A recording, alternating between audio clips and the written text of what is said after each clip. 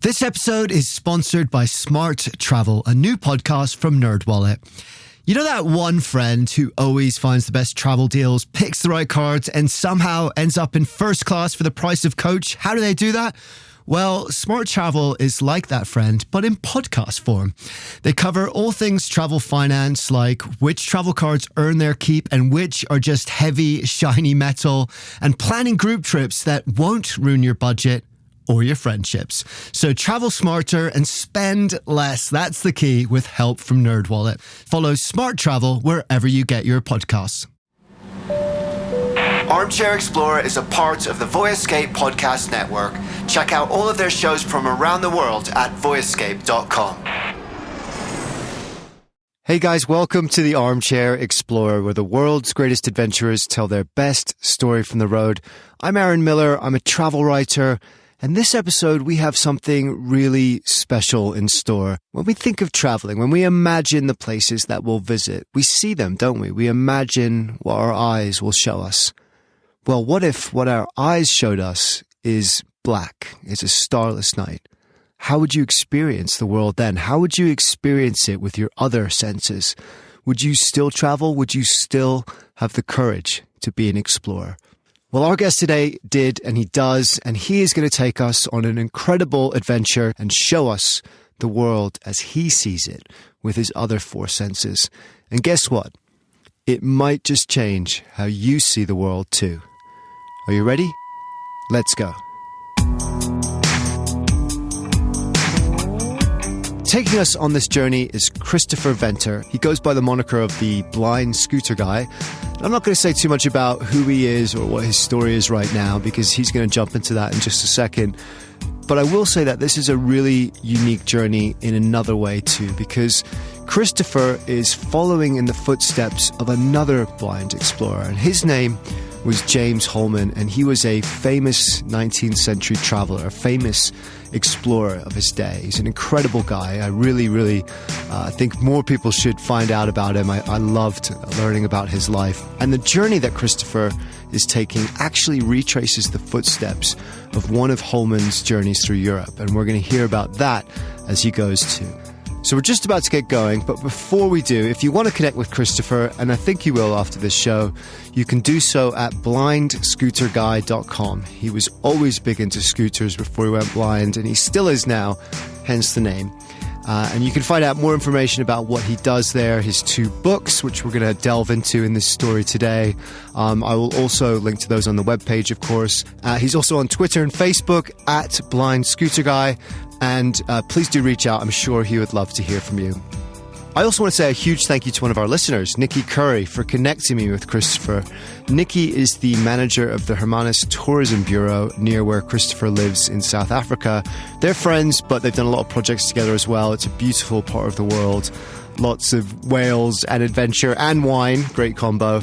And it's one of my favorite parts of the world, absolutely beautiful, and just a couple hours south of Cape Town, which I think is one of the most gorgeous cities in the world. So thank you, Nikki. And finally, just a quick reminder from me too, if you're enjoying the show, please remember to hit that subscribe button so you never miss an episode. Share this show with a friend or write a review. It really does make a huge difference. And remember, you can sign up to our newsletter at armchair-explorer.com, where you'll also find more background info on this episode and every other episode we do, book the trips you hear about, and lots more. I'd also love to connect with you on social media. I'm on at Aaron M. Writer with a double A on Instagram and Twitter, and at Armchair Explorer Podcast for Facebook.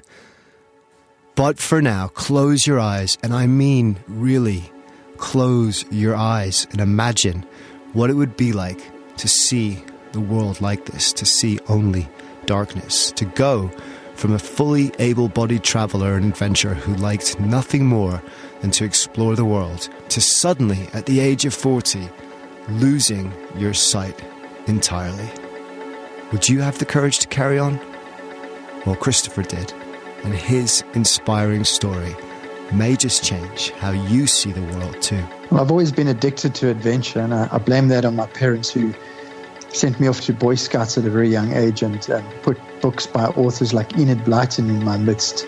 And I found myself wanting to be the sixth member of the famous five quite often. So I've always had this adventurous streak, and I wanted to do something to leave a bit of a legacy. And I'd first considered traveling all around South Africa with a donkey cart or a solar-powered car or something crazy, and I couldn't find one. And when I realized the logistics behind doing that, I also realized that it's just not within my abilities. So I thought, well, what about an old Vespa scooter? And that's where the love for Vespa started. Before I knew it, I'd mounted a whole collection of Vespa scooters, 18 to be exact. Hence the name, the Scooter Guy. At this point, he wasn't blind and he was just known as Chris the Scooter Guy. He wanted to leave a legacy, he wanted to do a big adventure, and he wanted to ride his scooter a lot. So he ended up having a crazy idea. So the plan was to start at the Red Cross War Memorial Children's Hospital here in Cape Town, South Africa, and travel through Africa, across Europe, around the UK, and over to Dublin, Ireland, to finish at Our Lady's Children's Hospital. And 20 countries, 30,000 kilometers, no support vehicle, on little two-stroke 150cc Vespa scooters. That would certainly make a good story. And the plan was quite simple. We'd visit children's hospitals, children's homes, and pediatric healthcare organizations and support services along the route. And of course, when guys are traveling on little Vespas through Africa, there's going to be a bit of publicity. So we wanted someone to get the benefit of that publicity rather than just us. It was an amazing adventure, and you can read about it in his first book, How I Became the Blind Scooter Guy. 4 guys on Vespas going across South Africa, Botswana, Zambia, Malawi, Tanzania, France, Italy, Ireland. What a laugh. But it was also on that trip that disaster struck, and it changed his life forever. Well, halfway through Africa, I became very ill, and I just was bounced from doctor to doctor and hospital to hospital, and they couldn't figure out what was wrong exactly. And unable to get the healthcare that I needed in the middle of Africa, it was suggested that I fly home. So I flew home, and I thought, well, the trip is over for me at this point. But doctors diagnosed a whole horde of things from bilharzia to food poisoning to dehydration to all sorts of things which had messed my immune system up. But they didn't actually diagnose correctly this virus that was attacking my retinas. They pumped me full of vitamins and antibiotics and said, go and complete your trip. But the whole time that I was traveling in Europe, I knew something wasn't quite right. I was tired and weak, and I thought I just need a little bit of time at home on the sofa, and perhaps I'd be okay. Some home-cooked meals and a couple of beers, and I'd be all right. And I was very wrong. When I got home, my world came tumbling down. The doctors still couldn't work out what was wrong with him. He had all kinds of tests, MRIs, blood tests.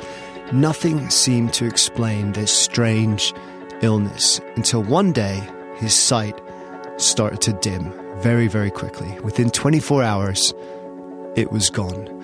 He was sent to an ophthalmologist, and they immediately diagnosed the virus that was growing on his retinas, sent him to hospital, but it was too late. I sat in that hospital in the ward a day later, and the doctor, a rather abrupt guy without much of a bedside manner, told me, we think we've saved your life, but you're blind, and you're going to be blind for the rest of your life.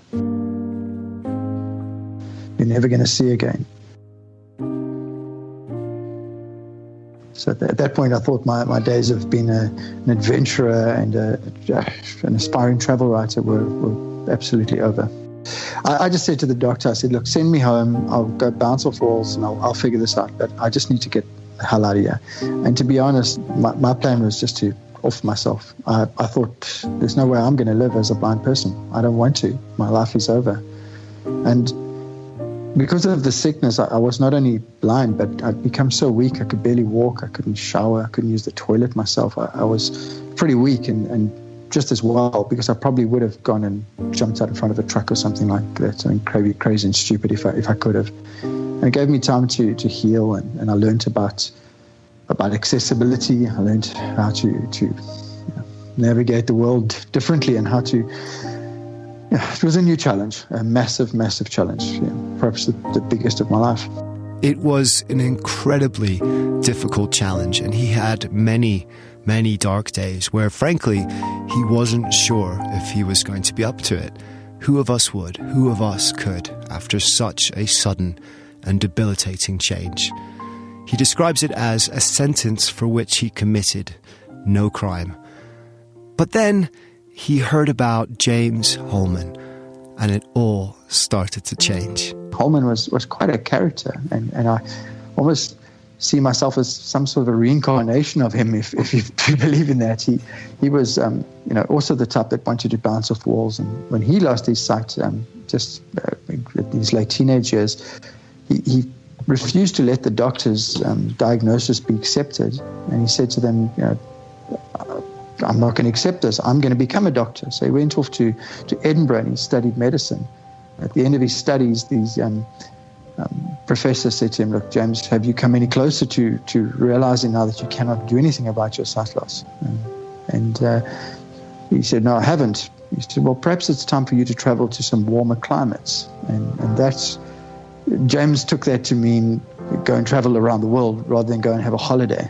So his first trip was a trip across France and down the coast of Italy, and he did all these amazing things. I just found that really inspirational, and let me go and take a step in Holman's footsteps and do some of the things and see what it would be like today doing these things versus doing them in the 1800s. Holman was an amazing guy, and if you want to read more about his story, there's a link on the episode page of the website that will take you to the biography which Christopher read and first inspired him. But what he did was incredible by anyone's standards, let alone someone without sight, traveling in the early 19th century. He circumnavigated the globe. He fought the slave trade in Africa. There's actually a river in the Congo named after him. He helped to map uncharted parts of Australia. He survived the freezing depths of Siberia and rogue elephants in Sri Lanka. And he did it all by foot and horse and boat and with very little money. Most explorers in those days were wealthy aristocrats, but he did it with just a few pennies in his pocket and a determination that nothing would get in his way. And that's what inspired Christopher. If Holman could do it back then, with all those disadvantages, maybe he could too. Maybe his dream of being an explorer wasn't over after all. I guess it just gave me a goal. It gave me a project to look forward to. It gave me a story that I thought would be interesting. And I guess also I wanted to prove something to myself. Other than creating a story, I wanted to prove that I could still do these things. Because, hell, if Holman could do it, then why could I not? So the journey was a 6-week journey, and it was between southern France and Sicily. But we went in reverse. I was really worried about visiting places that I'd been to before, because I thought I had such good memories of the time that I traveled there. I've been to that area a couple of times. It's a waste of my energy to feel that way, because I saw things more clearly. Sometimes you only see things really clearly when you close your eyes. So Christopher's journey, as he says, was going to be a recreation of one of James Holman's famous journeys, but in reverse, travelling from Sicily through Italy into southern France. And accompanying him on this trip is his then girlfriend, who's now his wife, Tamlin, who was his companion, of course, but she wasn't guiding him in the way that you might expect. She helps, of course, but one of the things that really comes across in the book is how independent Christopher is, how he's able to navigate and find his way just using his other 4 senses. Sometimes you only see things clearly when you close your eyes. There were so many things that I noticed differently, things that when I could see, you don't notice them. The toll of a church bell in Catania, in Pisa, in Avignon, they're all different. They all toll totally different, and I'd never noticed that before. For me, it was just a case of, well, there's a bell ringing, and they're 100% different, and you actually pick that up. The smell of things, obviously the difference just between Italian and French food is highly noticeable, but even within Italy, just going from Sicily to the mainland and picking up the different scents, the different odors, the different sounds of accents, and the way people move. In big cities, people move a lot faster. In the country, they're slow. The texture of buildings, the different cobblestones, because obviously in Catania, it's built with volcanic rock, so it's very rough, sharp stone. And when you get further north into Tuscany, it's more like a terracotta paver, which is smoother. Sight accounts for between 75 and 85% of your used senses. So when you don't have to use that RAM, it's freed up to focus on other things. You're almost slowing down in how you see things. It might take me a little bit longer to draw an image of something, because I'm having to use all these different, I'm taking all this different input and I'm drawing an image using that, rather than just look at it and saying, boom, that's it, done. But when you're actually out traveling and you're experiencing so much, if you're in Avignon and you walk in this cobbled street and you come and you sit underneath this big tree and you feel the shade of the big tree, and you served at this little bistro by this French lady who you can tell she's tall, because the sound of her voice comes from high up, and you can tell she's jolly and she's probably smiling because she sounds happy when she speaks. You do draw an image, and it might not be exactly right, but you certainly do not just, I see black. I see nothing but a starless night. But I do, in my mind, imagine something. There's evidence that if you're born blind or go blind really young, then the brain actually does rewire itself to utilize the other four senses more than they would ordinarily do. On MRI scans, for example, you can actually see the areas of the brain for hearing, taste and touch and smell, and they're larger for blind people than for sighted people, and the visual areas are obviously much, much smaller. But because Christopher went blind late in life, it's different. He can remember what it was like to see. He knows colours and textures and light and shade in the way that someone who was never sighted couldn't. And because of that, he can actually construct a representation of the world in his imagination using input from his other senses. It's like an artist creating an impression of a scene, not by looking at it and copying it exactly, but by listening to it and smelling it and tasting it and feeling it. But it happens slowly. He has to wait for that picture to evolve like a sketch in pencil, slowly filling in shade and colour and detail until it becomes a full oil painting on canvas. And because of that, Christopher is truly present and aware in a way that we often aren't. He picks up the story now, this epic adventure following in the footsteps of the great blind explorer James Holman, having just arrived in Catania in Sicily, a beautiful ancient port on the eastern coast of the island, right at the foot of Mount Etna. We checked into our little self-catering flat, and my wife, she didn't know where we were going. Literally, she was always joked that she was there to drive the camera, but she had absolutely no idea where we were going from day to day. I was the one who planned everything, navigated, and did all of that. And we'd left that little apartment the one morning, and I was trying to get my bearing, and we had to get to a town centre point called the Duomo. It's where the elephant statue is at kind of the centre of town where all the youth meet and that type of thing. And we started walking, and she was like, I hope we're walking in the right direction. So I said, well, we are. So she said, well, how can you know that? So I said, well, I can smell the fish market. And I'm telling you right now that in about 400 meters, we're going to come to a fish market. And 100 meters or two further along, I said, and now I can tell you we're definitely in the right direction, because not only can I smell the fish market, but I can hear the underground river that runs, and there's a big excavated area right next to the fish market. And I know from smell and from sound exactly where we are. And a little bit further, I could hear music from buskers playing on that open plain where the Duomo is. So again, I managed to use my other senses to navigate us to a rendezvous point where we were meeting a friend. Okay, I'm going to have to reveal my guiltiest secret to you now. Only my friends and family know this. It's kind of shameful. I am a travel writer with no sense of direction. I know. I'm hugely embarrassed by it. Literally, if I go to the restroom at a restaurant, I get lost trying to find my table afterwards. It's hilarious. So I am hugely impressed that Christopher can basically do better than I can using only his sense of smell. It's amazing. And they did end up making it to that fountain, the Fountain of the Elephant, which, according to legend, is said to have magical powers. It is supposed to help appease Mount Etna's violent volcanic temperament, which he's going to need. Mount Etna is a bastard of a mountain. The Sicilian flag, they show Mount Etna and this monster and everything, and it's quite apt because it's just an absolute beast of a mountain. It's destroyed the city so many times. They just rebuilt. It's given so much fertile ground that they grow beautiful blood oranges in and things like that. So they love and respect and fear the mountain. There's so many emotions that come with it.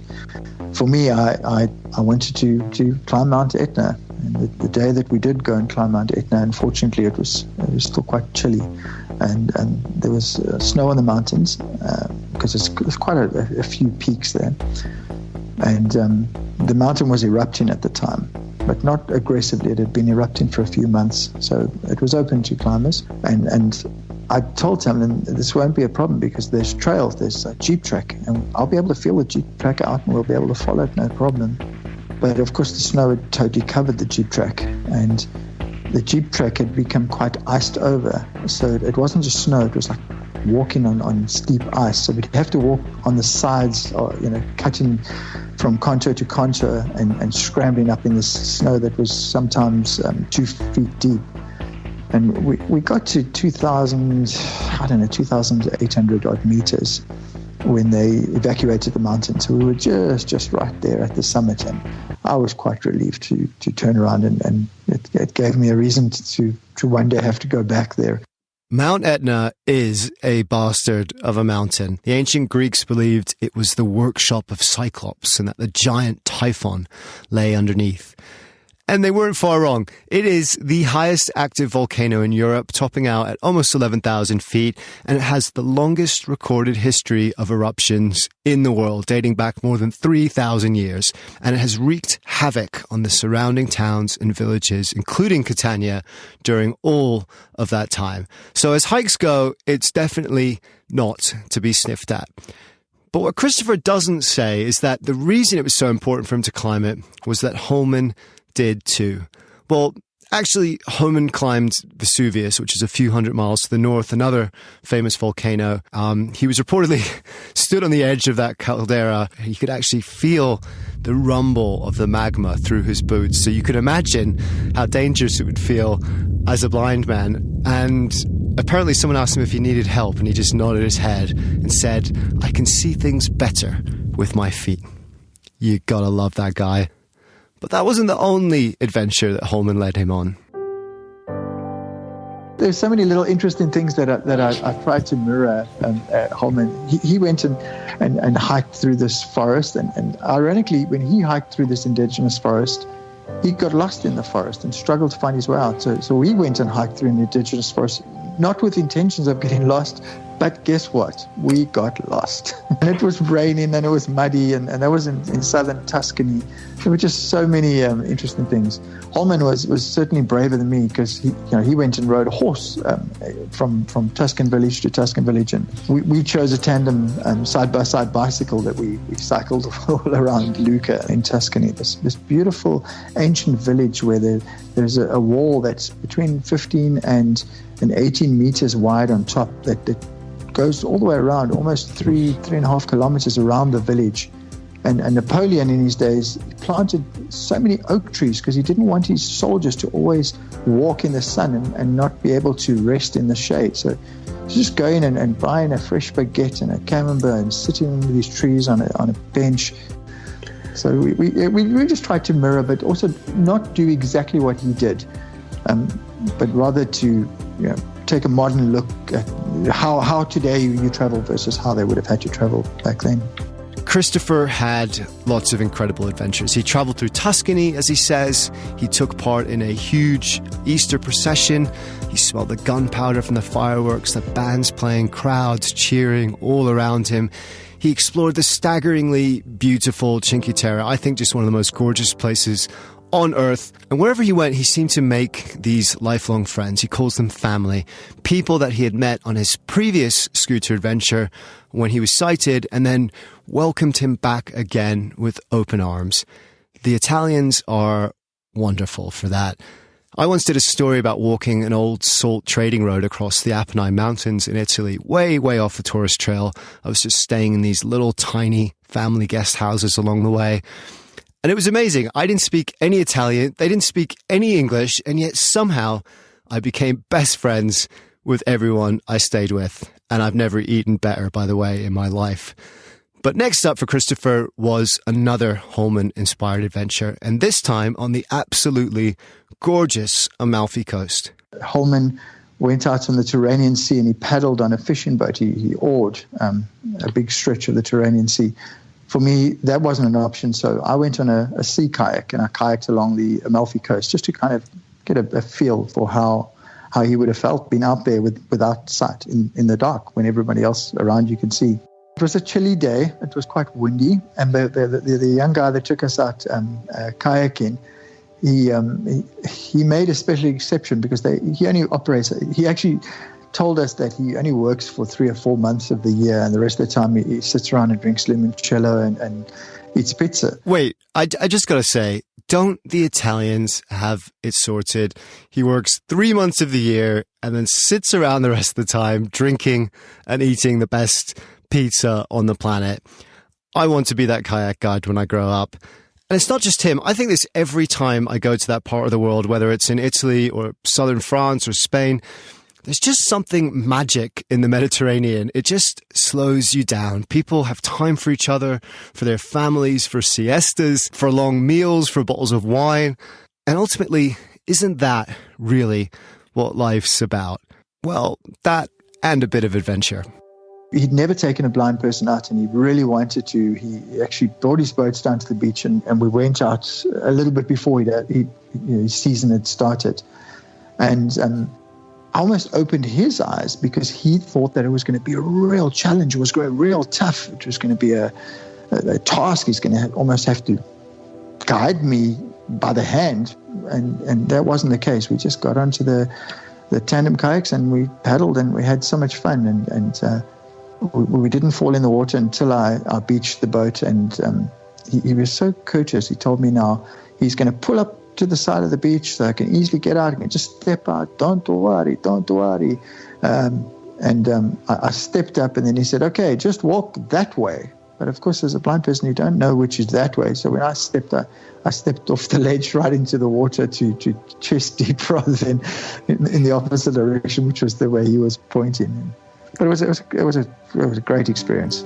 I want to share with you some of Christopher's reflections from that time on the water. Some of it is from his kayak trip and some of it is from a ferry boat over to Amalfi. And I think it really shows how his other 4 senses take over. And this is what he writes. Sounds, water splashing against the twin hulls of the catamaran, a ship's horn, wind passing through the rigging and making it rattle as we pass the other boats. Smells, bait from fishermen on the dock, fresh sea air when we pulled out of the berth, suntan lotion from the tourists, the strong garlic-laced breath of a crew member, the light odour of lemon tree blossoms as we pulled into Amalfi. Tastes, salt water spraying lightly in my face and finding its way to my taste buds, the lingering taste of Nutella and sugar-laced cornetto from my breakfast. Touch, my wife's cold, shivering body clutching tightly at mine to try and steal some warmth. The hard steel deck of the boat under my feet with its hound-toothed texture embossed on the metal.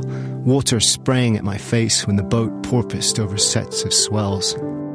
I just think that's beautiful. And the next time I'm on the water or climbing a volcano or getting lost in a forest or just eating camembert under the shade of an old oak, I'm going to stop too. I'm going to close my eyes and see what images, what paintings my other 4 senses can conjure in my mind, just like Christopher does.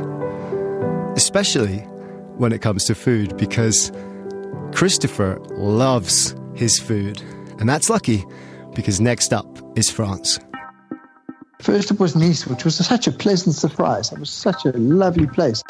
So we stayed with an Airbnb host who on arrival told us about an Airbnb experience where there's a French woman that bakes, and he sold it to us. He just went on and on about how amazing an experience this is. So we booked and we went and we joined in for this breakfast with this baker lady called Emma, and rolled out of there a couple hours later after eating so many courses of this most delicious, decadent French pastries, from croissants to creme brulees, all exotic flavors, and it was really nice. It was really, really nice. It was a nice introduction to France.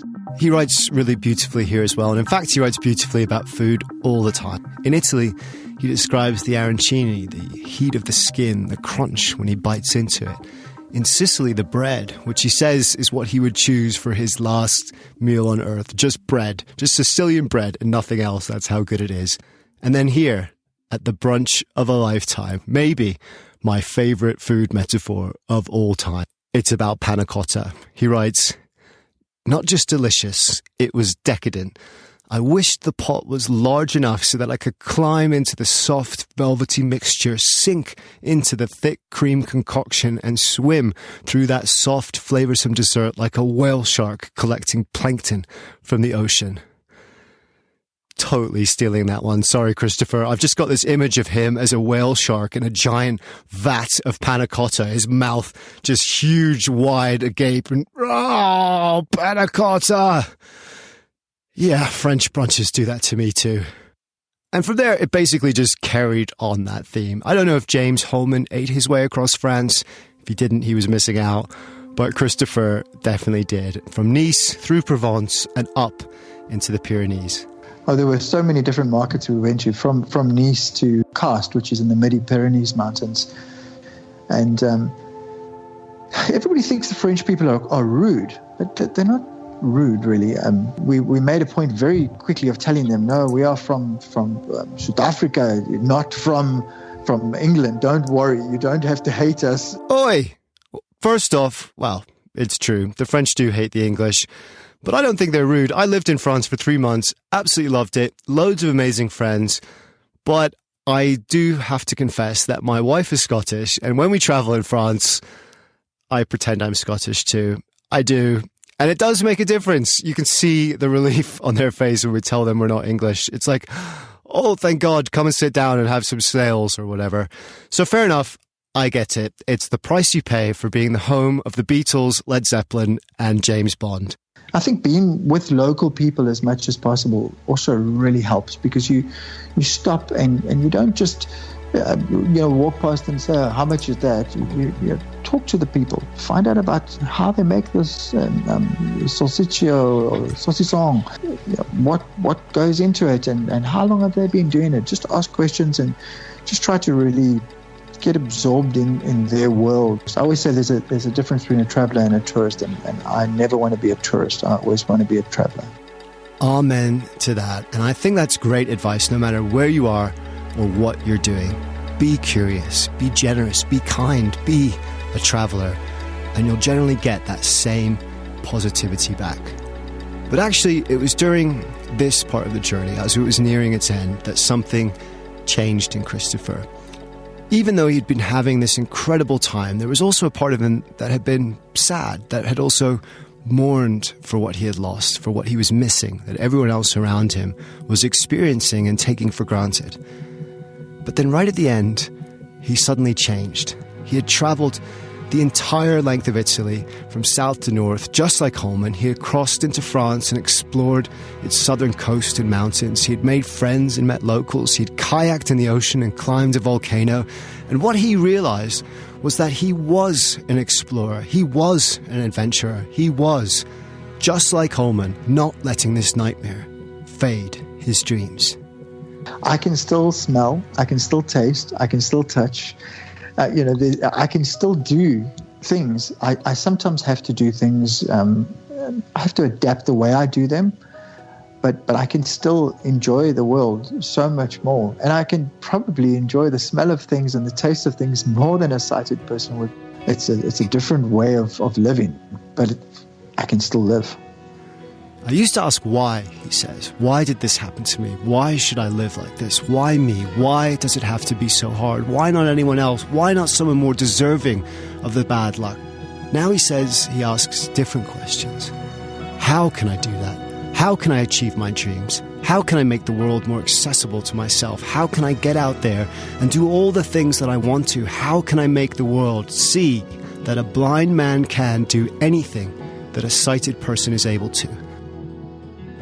And though this journey had come to an end, a new adventure, a surprising one, was just about to get started. The first people that we met said to us, the Italians are very family-oriented. And they said, why don't you have a child? Why don't you have a child? And we were always like, oh, no, we travel, we adventure, we have these great times, and we don't have a place for a child in our world.